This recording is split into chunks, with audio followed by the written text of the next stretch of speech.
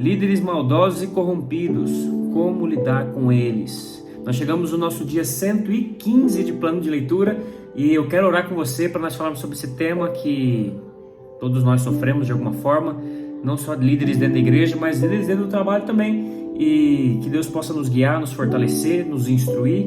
Eu quero orar com você nesse começo. Baixe sua cabeça e feche seus olhos, nós vamos orar, chamar a presença de Deus. Pai, nós te louvamos e pedimos, Pai, em nome de Jesus, que a Tua presença seja sobre nós, que o Senhor venha nos guiar, nos instruir através da Tua palavra e aprender através dos exemplos que o Senhor deixou na Tua palavra. Eu te peço em nome de Jesus por esse meu irmão e minha irmã que aqui está, que eles possam, meu Deus, sair de situações difíceis através do Teu poder. É que eu te peço em nome de Jesus. Amém. Nós lemos 1 Samuel, capítulo 17, capítulo 18, capítulo 19 e 2 Timóteo, capítulo 4. Nós estamos vendo aqui, como disse no vídeo passado, anterior, para quem não sabe, isso aqui é um plano de leitura bíblica e nós estamos lendo desde o começo do ano. Se você quiser participar, você é meu convidado, vai ser uma bênção ter aí você conosco. E sinto falta de alguns comentários, pessoas que falam que vão comentar, amigos que mais não comentam, mas se você puder deixar seu comentário vai ser bênção. E vamos lá. 1 Samuel 17, 18, 19 vai falar sobre a ascensão de Davi, vamos dizer assim. Ele já tinha sido ungido rei. O rei Davi, para quem não sabe, ele foi ungido porque Deus procurou em Israel um homem segundo o coração dele, segundo o coração de Deus, um homem que tem um coração parecido com o de Deus. E Davi foi um jovem, né? Um jovem que foi encontrado, e ele foi ungido para ser o novo rei, mas ele não tomou posse do reinado. Ele era um jovem, aquilo era um sinal de que ele seria como se fosse um selo profético mesmo, e ele viria a ser, como nós sabemos. Mas aparentemente dá para pensar, poxa, já ungiu, então é só ir coroá-lo e acabou, né? Mudou já. Mas não, e inclusive nós vemos nesse texto que até o mesmo rei Davi, sendo ungido, ele não se posicionava como o atual regente, o atual herdeiro do trono. Ele se colocava como uma pessoa pobre, de uma família pobre, como um simples pastor de ovelhas. Isso mostra também o tamanho do coração, o tamanho da nobreza do coração de Davi. É tremendo ler esses textos e para a gente ver a qualidade do homem que Deus escolhe, da pessoa que Deus escolhe, homem ou mulher, quando eu digo aqui.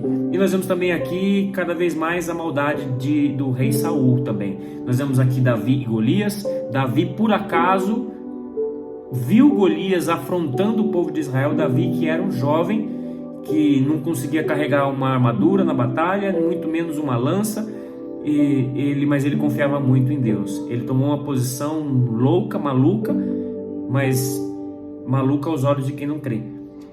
Maluca aos olhos do filisteu Golias, maluca aos olhos dos seus irmãos, maluca aos olhos até do rei Saul, louca e maluca aos olhos dos soldados que ali estavam vendo. Mas Davi, na verdade, estava indo ali por uma inspiração divina. Davi sentiu o povo do Deus dele, a menina dos olhos do Deus que ele servia, que ele amava, sendo afrontado por um homem que não sabe nem o que está fazendo. Então Davi, o ímpeto de Davi, você vê, é um ímpeto de trazer honra para o povo de Israel. Mesmo ele não tendo força para lutar frente a frente, de igual para igual com aquele guerreiro. E a certeza que ele tinha também era tremendo. Davi tinha certeza que ia ganhar aquela batalha. E isso é um aprendizado muito grande para nós. Vamos falar logo disso. Outra coisa que a gente vê aqui, Davi, ele não fica parado esperando o guerreiro chegar. Ele avança na direção daquele guerreiro. Davi, ele estava com sangue nos olhos para uma batalha mesmo. Só que a arma de Davi era só uma funda. E ele acertou aquela funda na testa do Golias. Golias cai. Ele recebe ali o privilégio de matar aquele gigante com a própria espada do gigante, e todo o povo filisteu fica com medo, e o povo de Israel expulsa a desonra ali, e tudo começa ali. Davi, ele é chamado para mais perto do rei, ele começa a ser um dos generais, um dos capitães ali, eu não sei a patente atual ali, não é muito claro na palavra de Deus, mas ele já tinha um pelotão debaixo da sua autoridade, e ele começou a vencer batalhas. Só que o rei Saul, Deus já tinha abandonado ele, e um espírito maligno estava ali atormentando ele, trazendo inveja para o coração dele. O rei Saul se mostrou ali um homem de mau caráter. Então, como ele viu esse homem jovem vencendo a batalha e as pessoas cantando sobre ele não aguentou e começou a tramar para matar Davi. Só que Davi ele era cercado de amigos e de pessoas que Deus colocou ao redor dele para salvá-lo. E em nenhum momento o rei conseguiu cumprir o propósito que estava no seu coração, que era matá-lo. Deus ele traz livramento em todos os momentos. Desses 3 capítulos nós vemos Deus trazendo livramento para Davi, Deus pesando a mão sobre a vida de Saul, vendo o tamanho da valentia do rei Davi e da simplicidade. O rei Davi, mesmo sabendo que aquele rei tinha planos malignos contra ele, ele não parou de guardar o seu coração em ser um servo daquele reino, de querer a restauração do relacionamento, e isso mostra a nobreza do caráter, isso mostra algo que está em falta nos tempos de hoje. Davi, ele já tinha fama entre o exército, mas de maneira alguma ele tentou de forma escusa derrubar aquele rei. Ele simplesmente se defendeu da forma como Deus lhe deu, né? Davi não se preparou com armas, não se preparou com retóricas. Davi simplesmente acreditava, assim como ele derrotou Golias, que Deus iria o proteger. Davi, creio eu, estava a ponto de, se o rei o pegasse e mandasse ele a ser condenado, ele iria por obediência, porque ele confiava que se Deus ungiu Saul para ser rei, ele é o rei certo para Israel. Mas não foi isso que aconteceu. O rei Saul ele tenta matar Davi, só que ele recebe intercessão ali do Jonatas, que era o filho de Saul, a sua mulher, chamada Mical, que era também filha de Saul também, ele era genro de Saul, e o protegeu, deu informações privilegiadas para ele, ficou sabendo de artimanhas do rei Saul. Enfim, esse homem foi liberto pela mão de Deus. E o que eu quero trazer aqui para você como que a gente lida com pessoas malignas, com líderes malignos, líderes que verdadeiramente não sabem o que estão fazendo, ou se sabem por pura maldade. Como lidar com esse tipo de gente?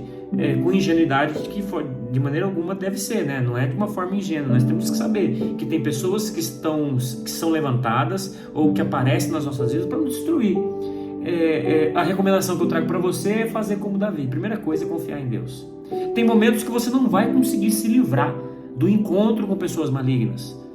Não teve como. Davi tinha que encontrar para trabalhar para o rei Saul.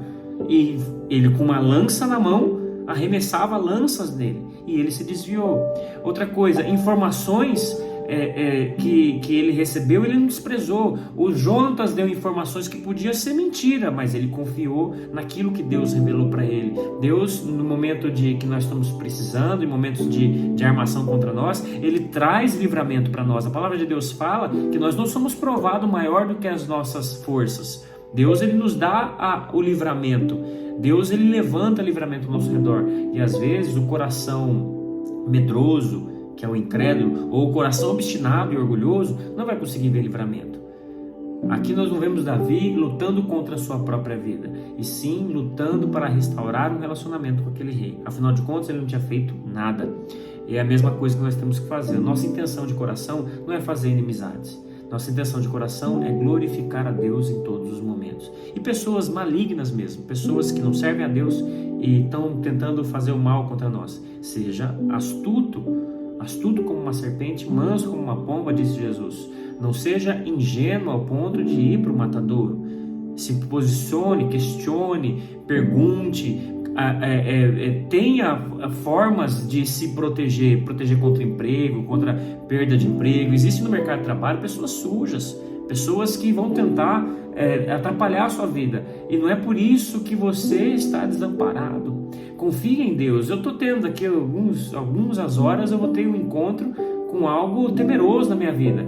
Qual que é a minha posição? É oração, buscar a Deus. Eu não vou poder esquivar disso. Eu tenho que tomar uma posição, eu tenho que encontrar com a pessoa, eu tenho que participar da situação. Então o processo é ir como Davi foi enfrentar Golias. Eu sei que é um gigante contra mim, mas eu também confio na força do meu Deus. Amém? Como lidar com pessoas malignas? Confie na força do seu Deus. como lidar com líderes maldosos ou líderes que não sabem o que estão fazendo, confie na força do seu Deus e vigie o seu coração para você não ser encontrado maligno como Saul. Às vezes você acha que você é Davi, mas na verdade, se você for bem honesto, você é um Saul. Você e eu somos um Saul, uma pessoa orgulhosa, vaidosa, cheio de inveja, mas não tem coragem de falar. E que Deus tenha misericórdia de nós nesse tempo que nós vivemos aqui e que Ele possa nos levar e nos livrar de nós mesmos muitas vezes. Amém? Esse é o nosso vídeo, espero que tenha te abençoado. Um forte abraço para você e tamo junto, é nóis.